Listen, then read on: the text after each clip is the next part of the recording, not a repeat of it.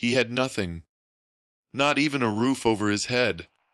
But when he saw a stranger freezing on the sidewalk, he gave away the only thing he had left, his blanket. What he didn't know, that stranger was secretly a billionaire in disguise. And everything was about to change. The wind howled through the empty city streets like a ghost begging to be noticed. It was past midnight, and the world seemed to have forgotten this part of town. Broken street lamps flickered like dying stars, and the bitter cold settled in like a curse. On a frozen bench outside an abandoned corner store, Marcus curled tightly beneath a worn-out gray blanket, the only possession he truly cherished. Once a construction worker with a proud back and steady hands, a tragic accident and medical bills had stripped him of everything. Now, he wandered alleyways and soup kitchens, never asking for much, just grateful for a dry place to sleep. On this particular night, though, something changed. As he shifted beneath his blanket, trying to preserve the little warmth he had, he spotted someone shivering against the brick wall across from him. A man dressed in a thin hoodie, arms wrapped around his knees, lips blue from the cold. Marcus squinted. The man looked out of place, clean-shaven, with a face that didn't yet carry the weight of the streets. He looked like someone who had never missed a meal until tonight. The man's eyes met his, wide with fear and desperation. Marcus hesitated.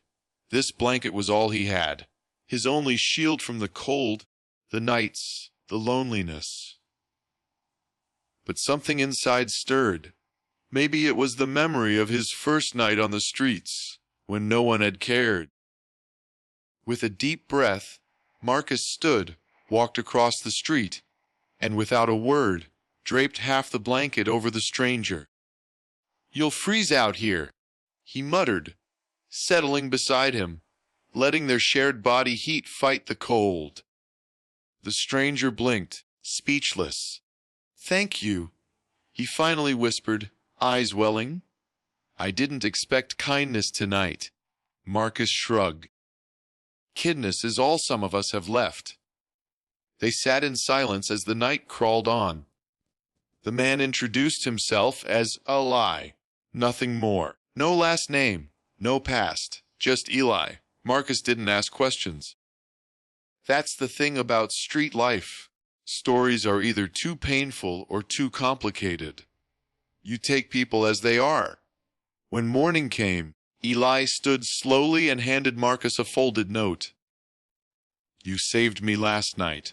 More than you know," he said, before disappearing into the city fog. Marcus opened the note. It simply read, "Thank you.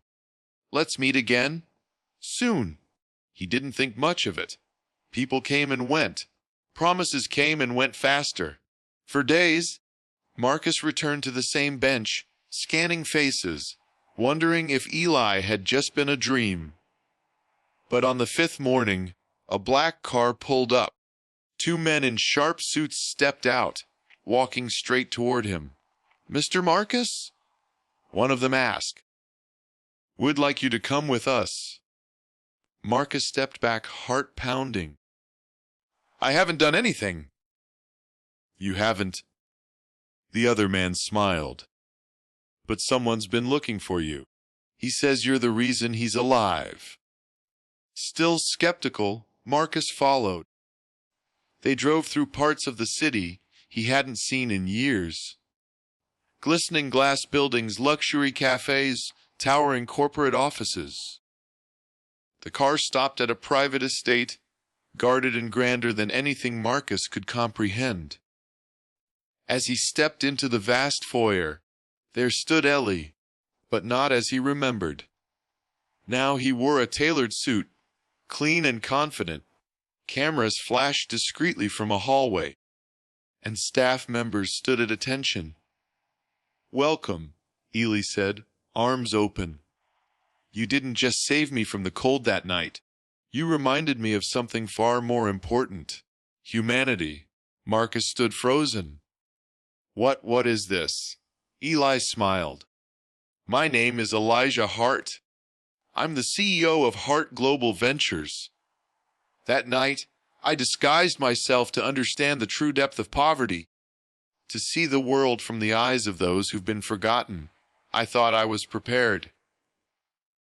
But I wasn't.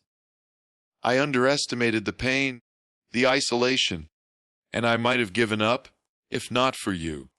Tears stung Marcus's eyes. I didn't do anything.